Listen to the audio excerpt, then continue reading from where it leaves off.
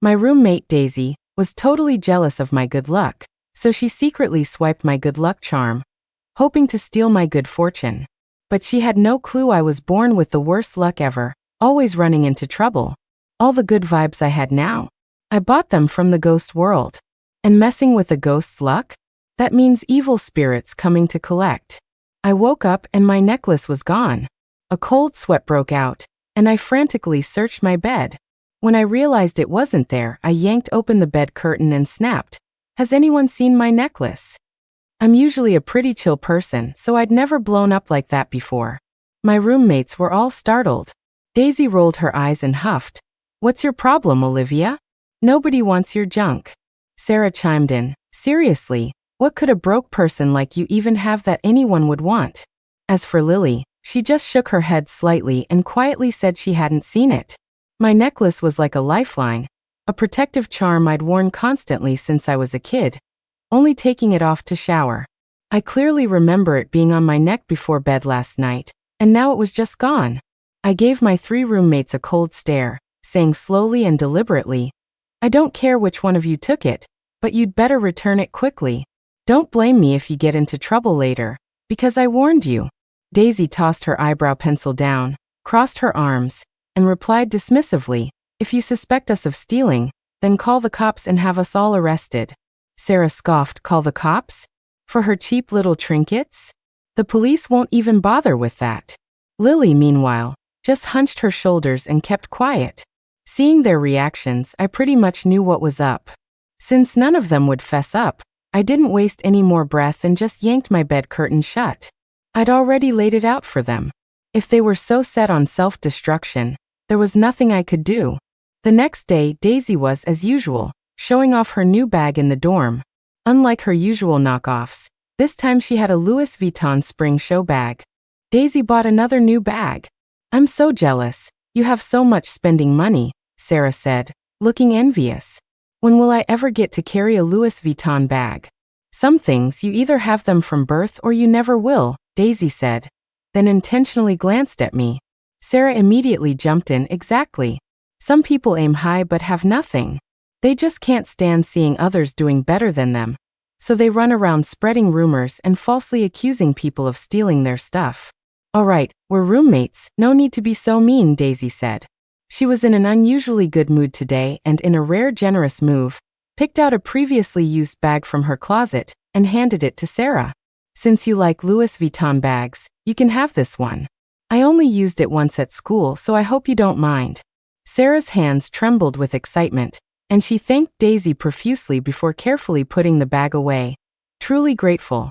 Daisy and I usually didn't get along, so I was surprised when she actually came over and, in a condescending way, offered me a bag too.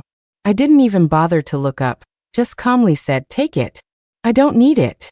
Daisy clearly didn't expect me to be so rude, and was about to blow up.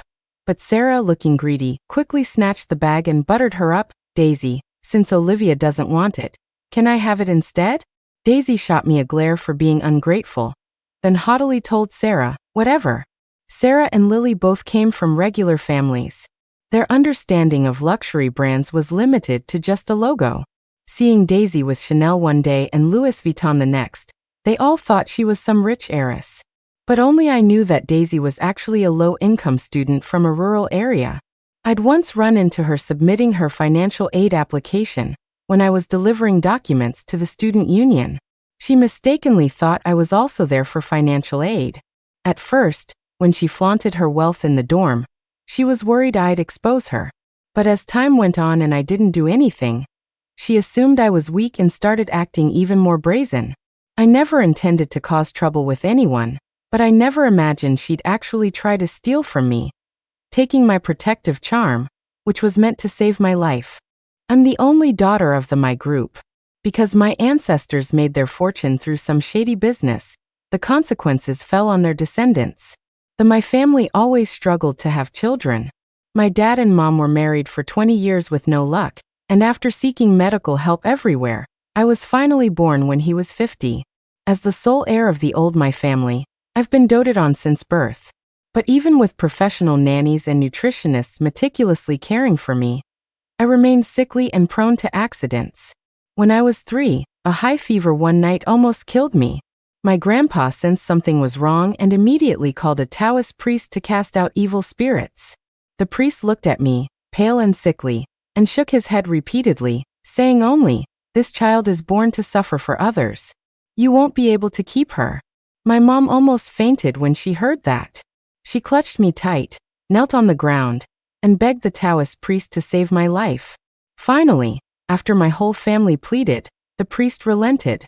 He gave me a protective charm, saying that on the 15th of every month, at midnight, I could use it to summon a ghost messenger and buy good luck. $10,000 could buy 1 point of good luck, and as long as my luck stayed above 60, I could live a normal life like anyone else. To ensure his precious daughter grew up healthy, my dad worked tirelessly over the years, taking our small family company public in just a few years. Last year, we even made it into the Fortune 500. My dad, now flush with cash, was generous. Not only did he spend a fortune every month to keep my luck maxed out, but he also built roads, bridges, and did a lot of charity work to earn good karma for me. Thanks to this, I've grown up without illness or pain, and have even been luckier than most people. Even so, I've always been careful to avoid trouble. My life force is naturally weak, and even with good luck, I'm much more fragile than others. I just didn't expect that even being so low-key, I'd still be targeted. Watching Daisy, who seemed to be riding high lately, I started to get a bad feeling. While my luck had been pretty good over the years, it was usually just winning a grand prize at the supermarket, or grabbing the last pastry I wanted at the bakery. But ever since my charm disappeared, Daisy started buying lottery tickets constantly. At first, it was just small wins of a few $100s, but today she hit a big jackpot of $200,000. Daisy excitedly clutched the winning ticket and grabbed her bag, ready to cash it in. Even though we weren't close, we were still roommates, and I couldn't just stand by and watch her die for a little money. In a rare moment of kindness, I reached out to stop her. "Daisy, I'm warning you, don't touch money you shouldn't." Daisy protectively hugged the lottery ticket in her bag, then shoved me hard. "Olivia, I'm warning you, mind your own business." With that, she ran out of the dorm excitedly. I rubbed my shoulder, which she'd bumped, and sighed. Whatever. You can't save someone determined to die. After Daisy collected her winnings, she grandly booked a ballroom at a 5-star hotel to treat everyone to dinner. I flat out refused. I wanted to tell Sarah and Lily not to go either, but then I remembered how they usually treated me and immediately kept my mouth shut. The ghost world is different from the human world. It values integrity above all else. The Taoist priest had specifically warned me that ghost messengers must not be overdue on their debts, or evil spirits would haunt the person, leading to eternal damnation. Daisy had used so much luck, she definitely wouldn't be able to pay it back. When the ghost messenger got angry, even those who received favors from her would likely be implicated. In the following days, Daisy continued to come and go early and late, always carrying large shopping bags when she returned. Seeing all those brand name items, I figured the $200,000 she'd won was probably long gone. It was the 15th of the month again, at midnight. The ghost messenger came to collect his money as usual. Being a client for over 10 years, he smoothly came to my side, but he didn't smell the familiar soul-calling incense. "What's going on? The necklace isn't on you?" I told him everything about losing the necklace. The ghost messenger scratched his head, unsure who to collect the debt from, and said he would report to the Ghost King and return tomorrow. The next night, a scream echoed through the dorm. Sarah turned on the light to find Daisy frantically pulling at her messy hair, curled up and screaming, "Ah, ah, ah, ghosts. What money? I don't have any money. Go away." "Daisy, what's wrong? Why are you so scared? Are you having a nightmare?" Sarah asked, moving to comfort her. But Daisy picked up a pillow and threw it hard at her. "Don't come near me." Sarah stopped, a bit lost, while Lily hugged her blanket tightly, scared. They all thought Daisy had gone crazy. Only I knew that the pale-faced, dark-eyed ghost messenger was standing by Daisy's bed, closing in on her. Daisy thrashed around until dawn, then finally quieted down. I thought I could finally get some sleep. But just as I closed my eyes, a bucket of cold water was dumped on me, waking me up. Daisy stood before me, disheveled, with bloodshot eyes, looking even scarier than a ghost. "Olivia, you better tell me, were you playing tricks last night?" I wiped the water from my face. Seeing her dark circles and the black aura on her forehead, I suddenly wasn't so angry anymore. "I told you not to touch money you shouldn't, but you wouldn't listen. From now on, they'll come for you every night to collect their debt. Just try to keep it down at night, so you don't disturb everyone's sleep." Daisy keenly caught the hint in my words. She sharply questioned Olivia. "Do you know something? Was that person last night someone you sent to scare me? I'm telling you, don't think I'll be scared by your ghostly tricks." Even at this point, Daisy was still completely delusional. "Whatever," I shrugged, not wanting to argue with a crazy person. The ghost messenger came twice more. Daisy was convinced it was my prank, so she hid under her blanket at night, refusing to open her eyes. The ghost messenger couldn't do anything and eventually left in a huff. After the ghost messenger was completely gone, Daisy became smug again. When she passed me, she deliberately lowered her voice and sneered, "Olivia, I thought you were so powerful. Turns out you're nothing special." I was speechless. Even in the human world, there's an old saying, "Fool me once, shame on you, fool me twice, shame on me, fool me 3 times, you're dead meat." The ghost messenger had already come 3 times, and Daisy still refused to pay her debt. He definitely wouldn't be so polite next time. Sure enough, within 3 days, the ghost messenger's punishment arrived. That day in class, the bright sunny weather suddenly became overcast. A flock of huge crows with piercing red eyes appeared on the tree branches outside the window, staring straight into the classroom. The scene was incredibly eerie. Suddenly, a cold wind swept through, and the crows took flight, slamming into the windows.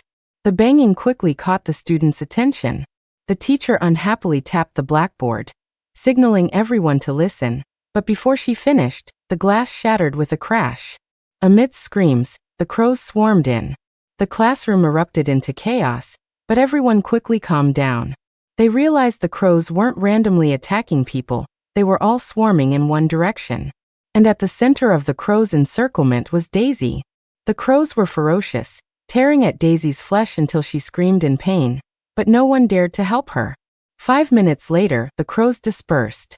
Daisy lay on the ground, covered in blood, with no good skin left on her body. All the students were terrified and at a loss for what to do. Finally, the teacher, with trembling hands, called 911. Daisy's injuries looked horrific, but they were ultimately just superficial, so she quickly woke up. She looked at me, sitting by her bed with a cold expression. Ignoring her pain, she immediately pulled out her 4-needle and stumbled to her knees in front of me, banging her head on the floor. "Olivia, I was wrong. I'll give you back the necklace. Please save me." I held out my hand, telling her to hand over the item first, but Daisy showed no intention of taking out the necklace. She just kept banging her head. I didn't want to waste too much time on her, so I directly asked, "How much good luck did you use?" "Good luck?" Daisy looked bewildered, not seeming to be lying. I frowned and continued to ask, "How much money have you gained recently?" "About $800,000. This time Daisy answered quite readily. "Then give me back the necklace, and another $800,000. Maybe then I can save you." Before I could finish, Daisy's expression instantly changed. She got up from the floor, pointed at my nose and cursed, "Olivia, have you gone crazy with money? $800,000? Why don't you just rob someone? I'm telling you, if anything happens to me, I'll haunt you even as a ghost." Seeing her not satisfied with just yelling, and about to throw something at me, I grabbed my bag and left. Whatever, it wasn't me who was going to die anyway. Besides, I'd already searched her while she was unconscious, and confirmed the item wasn't on her. Combining this with her reaction, I guess someone was pulling Daisy's strings. Realizing the seriousness of the situation, I quickly called home. The next morning, I saw a familiar figure downstairs at the dorm. It was David, my childhood friend. Unlike my family, the Liu family ancestors were renowned patriotic entrepreneurs.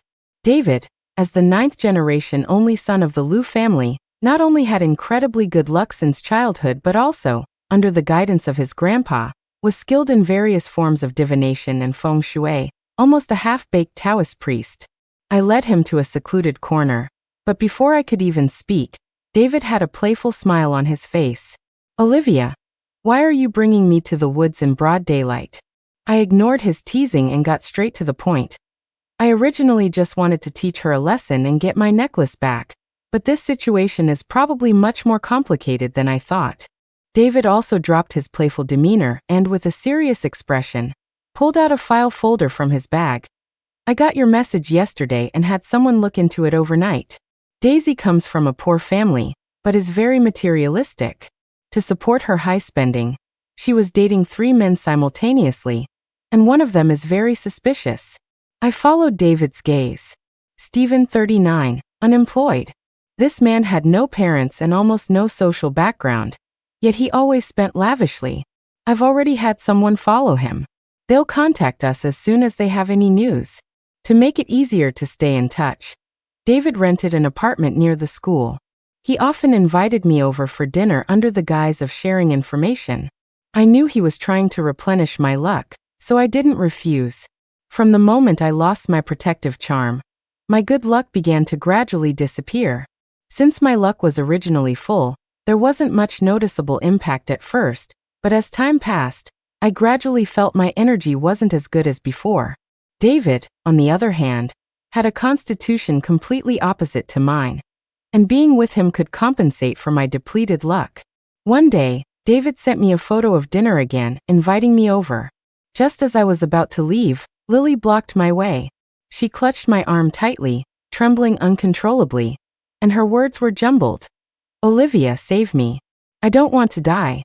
I don't want to die, please save me." I vaguely realized that Lily's next words would be related to my necklace. I sternly gripped her shoulders, forcing her to calm down and explain things clearly. Lily tearfully confessed that Daisy had found out about her cheating on an exam. A few days ago, Daisy approached her and told her to find a way to steal my necklace, otherwise she would report her to the academic office. "Olivia, I'm sorry. I really didn't want to get expelled from school. I hadn't realized Lily was involved in this, and my mind was a mess." I just mumbled a few comforting words and rushed out. The next day, Lily was found dead in the bathroom. The coroner determined she died of sudden cardiac arrest, and the police smoothly closed the case. The school urged everyone to pay attention to their health. Everyone thought it was an accident, but only we knew it was far from simple. When Lily's body was being carried away, I cried uncontrollably, begging to see her one last time. The police, seeing how distraught I was, agreed. I pulled David with me to the front of the body. He pulled back the white sheet, took one look, and his face changed drastically. After the crowd dispersed, David said gravely, "Olivia, she was a scapegoat. Logically, a recently deceased person should still have residual good luck, but I just saw her forehead was pale and her hands were withered. She died from having her good luck completely drained. This method is incredibly sinister. Those whose good luck is stolen cannot enter the cycle of reincarnation. Your roommate has some power." I was a bit confused.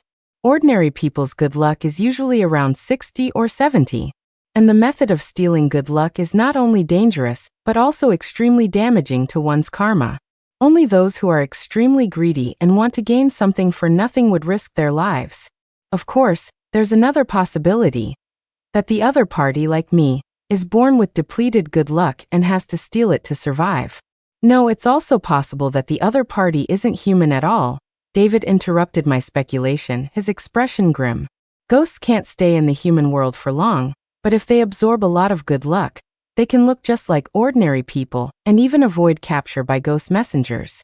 So, the other party could be a ghost who escaped from the ghost world? David nodded. We can't rule out that possibility. To prevent more people from being harmed, I asked David for some soul-calling incense and summoned the ghost messenger that very night. The ghost messenger, hearing he'd been tricked, was so furious his dark eyes almost popped out. He immediately flipped open the ghost ledger to check and, after double-checking, tilted his head in confusion, muttering, "This is strange." The person who used the good luck was indeed Daisy, but the charm was tied to Lily's birth date. The ghost messenger was a bit confused and said he would return to the ghost world to report to the Ghost King and check the reversal mirror before making a decision. The school had been plagued by strange incidents recently. First, Daisy was attacked by crows, Then Lily suddenly died. Although the school broadcasted daily slogans promoting science and rejecting superstition, the entire student body and faculty were still on edge. Some teachers even suggested to the school administration that they should invite a Taoist priest to perform a ritual to ward off evil. But of course, the suggestion was rejected.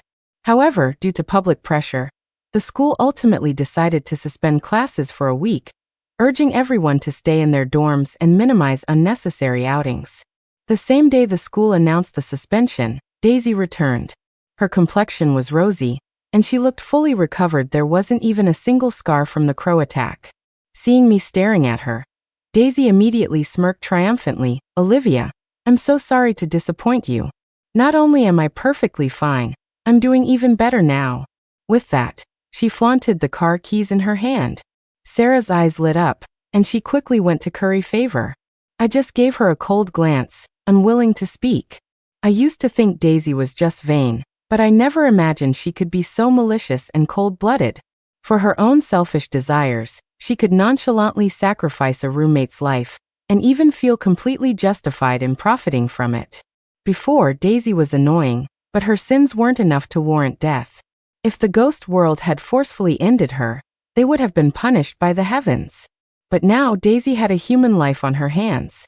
Even if the king of hell came, he couldn't save her now. The ghost king's punishment came quickly. That night, I was half asleep when a chill permeated my body, freezing me awake. I opened my eyes, and the sight that greeted me nearly made me scream. The entire dorm was enveloped in an eerie red glow. A white-clad woman with half her face rotting and crawling with maggots was wandering around the dorm. Behind her trailed a small ghost in a red bib, with a ponytail and no pupils. The woman saw me sit up, floated toward me with the little ghost, and carefully sniffed my scent. I was so terrified I dared not breathe. Seeing that I wasn't the person she was looking for, the female ghost passed right through me. The bone-chilling cold made my teeth chatter, but I couldn't make a sound. I had been silenced, and my limbs were completely paralyzed. I could only watch as the vengeful ghost mother and child approached Daisy's bed. Daisy was still sound asleep. The woman extended her long nails and fiercely raked them across her face. "Ah!" Daisy screamed, blood flowing from her cheek to her neck. She looked at the scene before her, ignoring the pain, and shrieked, "Ghost! There's a ghost! Help!" Daisy clutched her scratched face and scrambled to open the dorm door. But no matter how hard she tried, the door wouldn't budge. The small ghost behind the female ghost grinned with its empty mouth, cackling as it floated towards her. The little ghost landed on Daisy, tugged her hair, and then took a huge bite out of her neck. Daisy couldn't make a sound now. Her hands formed claws, fiercely scratching at the door, and her legs thrashed wildly. Her whole body looked horribly twisted. The female ghost leaned close to Daisy, her voice piercing and filled with rage. "You bitch, you tricked my good luck away?" Vengeful ghosts consumed by too much resentment cannot enter the cycle of reincarnation. However, considering that some vengeful ghosts had tragic lives and horrible deaths, the Ghost King specifically granted them mercy. Vengeful ghosts could earn good luck points by assisting ghost messengers with cases. On the 15th of every month at midnight, when the gates of the underworld opened, ghost messengers would come to the human world to trade with those who needed good luck. Once vengeful ghosts accumulated enough money, they could go to the purification pool to wash away their resentment and be reborn. Daisy had used so much good luck but refused to pay, so the vengeful ghost mother and child wanted to tear her to shreds. The female ghost grabbed Daisy's hair and lifted her, while the little ghost clapped its hands and cheered. Just as the dark, bluish hands were about to plunge into Daisy's chest and rip out her heart, a white light flashed. The vengeful ghost mother and child let out a horrifying shriek, and were then shot out by an invisible force. The eerie red glow that enveloped the entire dorm instantly vanished. The barrier shattered. Daisy was thrown onto the dorm floor, covered in blood. Sarah's deep snores resumed inside the room. I felt my throat coughed, and realized my voice was back. I quickly called David and told him to come pick me up. Hearing his "Olivia, wait for me, I'll be right there," I finally let out a sigh of relief. My body went limp, and I completely passed out. When I woke up again, I was in David's rental apartment. He was nervously watching by my bed. Seeing me wake up, he quickly handed me a cup of hot water. "Olivia, you're finally awake." When I got to the dorm, your face was pale, and you were freezing cold. You scared me half to death. David even wiped the corner of his eye. I wasn't in the mood for heartfelt confessions right now. I spilled everything that happened last night, like a string of beads, and when I got to the white light that suddenly appeared on Daisy, David suddenly took out a white paper charm from his bag and handed it to me. "Olivia, is this what you're talking about? I just found it on Daisy." I took the charm. It felt a little off. Regular charms are usually yellow, but this one had a white background with black writing. It looked a bit like a funeral elegy for the dead. David guessed my thoughts and patiently explained, "This is the legendary ghost charm. I saw it in my grandpa's study once. This ghost charm is supposedly only able to be refined by Taoist priests who die and become vengeful ghosts. But Taoists generally believe in the heavenly way and have the ability to glimpse fate, so they rarely die unjustly and become vengeful ghosts. This ghost charm hasn't appeared for 300 years, supposedly. I can't believe it showed up on Daisy." Hearing this, I suddenly remembered another strange thing. Didn't Daisy get pecked by crows before? But when she came back this time, she didn't have any scars. David put away the ghost charm and sighed softly. Even if that ghost has incredible powers, it can't change what has already happened. Wounds don't just disappear. I'm afraid someone else is going to be unlucky. Daisy mysteriously disappeared after being attacked by the vengeful ghost mother and child that night. Sarah woke up to find both her roommates gone and blood all over the dorm floor. Scared, she quickly called 911. When the police called to ask about the situation, I was sleeping. David answered for me. He just said I wasn't feeling well, and he'd picked me up from the dorm that morning, and I was resting. There were surveillance cameras in the hallway, and the dorm manager had records, so after the police confirmed everything, they didn't bother us again. 3 days later, I went back to the dorm to get some clean clothes. As soon as I opened the door, I saw Sarah wearing a mask and a hat, completely covered except for her bloodshot eyes. Her outfit startled me, and I was about to ask her what her problem was. But Sarah suddenly ripped off her heavy coat, took off her hat and mask and lunged at me. "Olivia, save me. I know you're capable.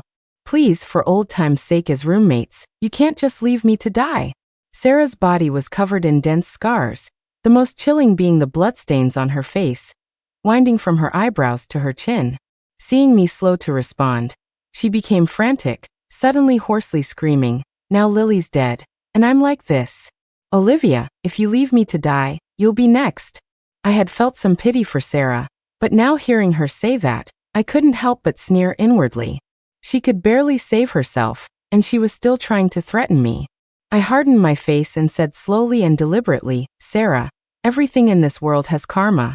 I never took any favors from Daisy, so I'm naturally not afraid of her implicating me. But you were greedy and took something unclean.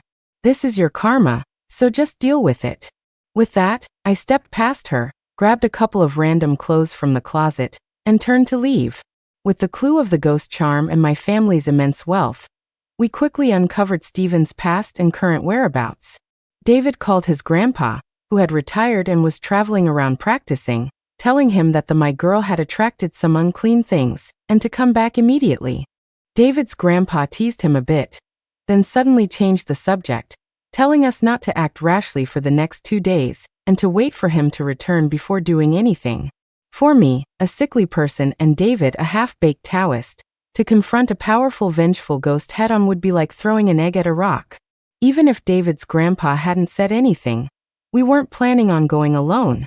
Since there had been a string of incidents in our dorm, the advisor graciously granted me a month's leave to go home and rest. David and I discussed moving back home. It would be safer with more people, and we could figure out how to get my protective charm back once his grandpa returned.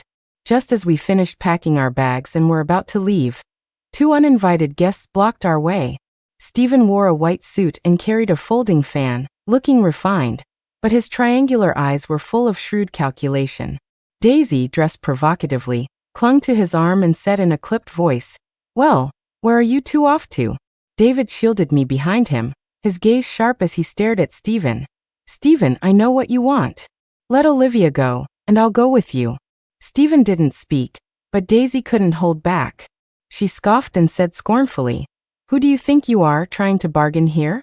I'm telling you, neither of you are getting away today. Shut up." Stephen raised his hand and slapped Daisy, then turned to David with a friendly smile. "Of course, as long as young Master David cooperates, I won't make things difficult for this little girl." No, David can't go." I tried to protest, but realized I had been silenced by David at some point. I could only shake my head desperately at him. He squeezed my hands and gently comforted me. "Olivia, listen to me, you can't go to that extremely mean place." I watched helplessly as David got into the car with them, unable to do anything. When the car's exhaust fumes dissipated, I could finally speak. I quickly pulled out my phone to call David's grandpa, but I unexpectedly found a small porcelain bottle in my pocket. It was soul-calling incense. In the car, Daisy rubbed her reddened cheek, a bit wronged, and whined to Stephen, "Brother Stephen, you hit me so hard earlier. You always wanted that little brat Olivia. Why did you let her go so easily?" "Idiot, Olivia is a short-lived person with naturally depleted good luck. She's useless to me," Stephen said. Daisy was instantly confused. Then why did you make me steal her necklace before? You told me before that she would regularly give money to a shadow at midnight on the 15th of every month, so I guess she was someone with depleted good luck. Everything in this world needs balance between yin and yang, and someone with depleted good luck is often near someone with excellent good luck, Stephen explained. "So, Brother Stephen, your target was David from the start?" Daisy felt a pang of resentment. If Stephen's target had been David all along, why go through such a huge detour, making her suffer so much and even sacrificing 2 roommates?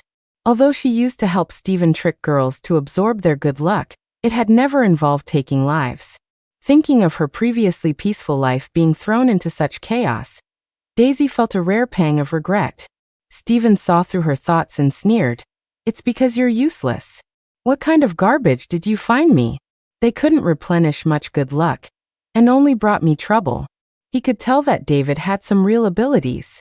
If he hadn't just dealt with that vengeful ghost mother and child for Daisy, and thus injured his vital energy, he wouldn't have had to risk it all and go after David so hastily. Daisy knew she was in the wrong, so she hunched her shoulders and said no more. The car drove to a mass grave in the suburbs. Daisy looked at the scattered tombstones and felt her hair stand on end. She wrapped herself in a jacket and trembled as she followed Stephen. David got out of the back seat, removed the black blindfold from his eyes, and snorted, "You sure pick your spots." This humble Taoist would also like to find a beautiful place to dine, but unfortunately, young Master David's constitution is special, so you'll have to be buried here, Stephen said.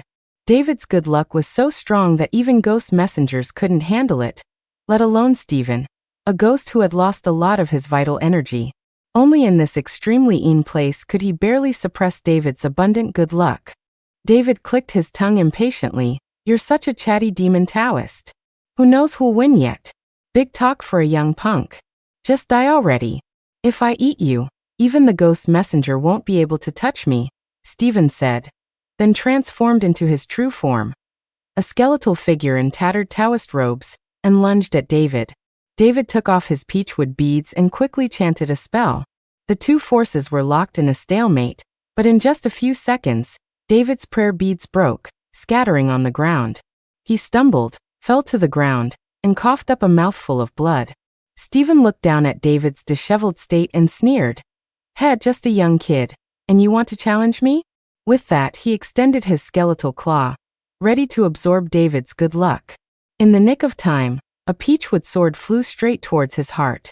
Stephen narrowly dodged it, but still had his robe grazed by the sword. I stepped forward and quickly helped the injured David up, nervously checking his injuries. David's grandpa walked over unhurriedly, glanced at David casually, and said indifferently, "Olivia, you don't need to worry about him. This kid's got a strong life force." David also nodded in agreement, "I'm fine. The most important thing is that Olivia's protective charm is still on that ghost Taoist. Grandpa, quickly find a way to get rid of this demon Taoist. You ungrateful brat. Aren't you afraid of breaking your old grandpa's bones here?" David's grandpa was so angry his beard bristled, and his eyes bulged. If it weren't for David being injured, he would have picked up something right then and there to hit him. Steven saw that we were completely ignoring him, chatting casually, so he gathered a ball of ghostly energy in his palm, planning a sneak attack. Suddenly, a strong gust of cold wind blew, and sand and stones flew everywhere. The ghost messenger slowly emerged from the mist. Steven realized something was wrong, and was about to escape when he was firmly bound by soul-binding chains that came from all directions. The ghost messenger held the soul-binding chains and roared, "You demon Taoist, hiding for so many years and harming so many lives.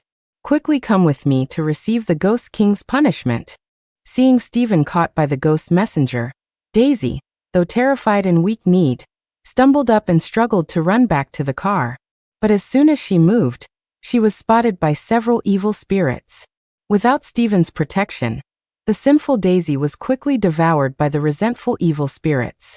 Seeing that the tide had turned, Steven suddenly let out a loud laugh, fiercely broke free from the soul-binding chains, and took out my necklace from his bag. He glared at David with hatred and said, "Kid, you've ruined my path to immortality.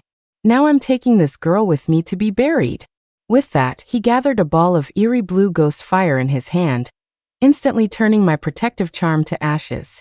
The ghost messenger raised his soul-devouring whip high and shattered Steven's already broken body. David watched the fragments of the charm scatter from the sky, his eyes bloodshot, his fists clenched, wishing he could rush over and utterly destroy Steven. "David!" I instinctively grabbed him. "He's already trapped by the ghost messenger. He'll get his punishment back in the ghost world. Why would you want to commit murder now?"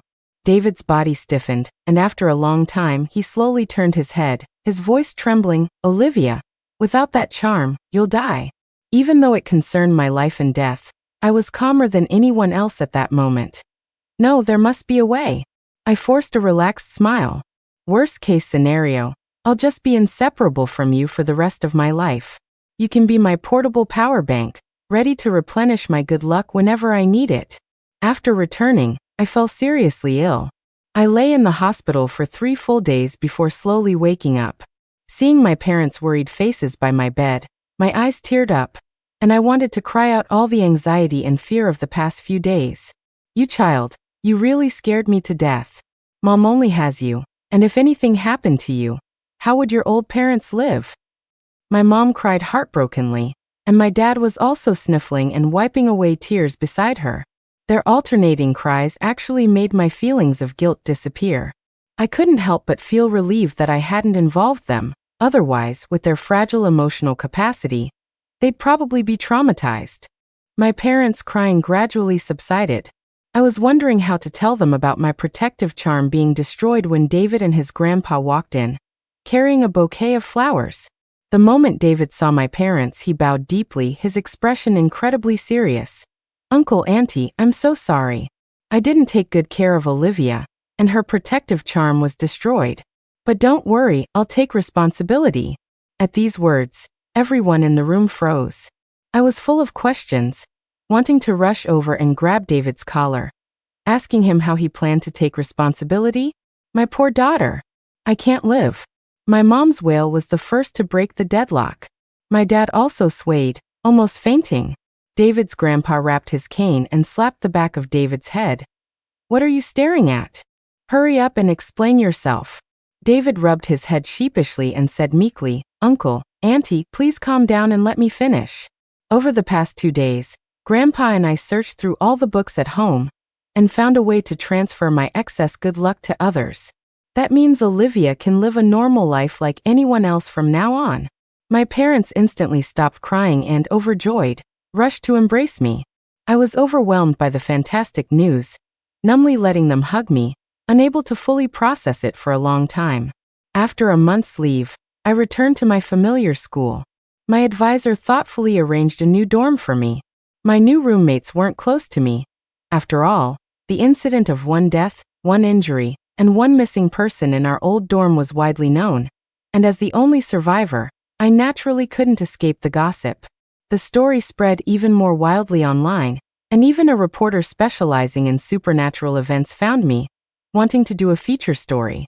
Recalling the past few months, I felt a mix of emotions. Good deeds are rewarded, evil deeds are punished. Blessings and misfortunes are intertwined. Those who sow the cause will surely reap the consequence. Looking at the nearly 200,000 viewers in the live stream, I smiled faintly and under the reporter's expectant gaze, calmly said, "It was all just coincidences.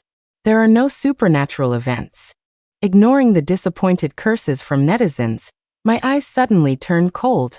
I quietly said, "Mind your own business, and don't do anything shameful. Then you won't have to fear a ghost knocking on your door." The end.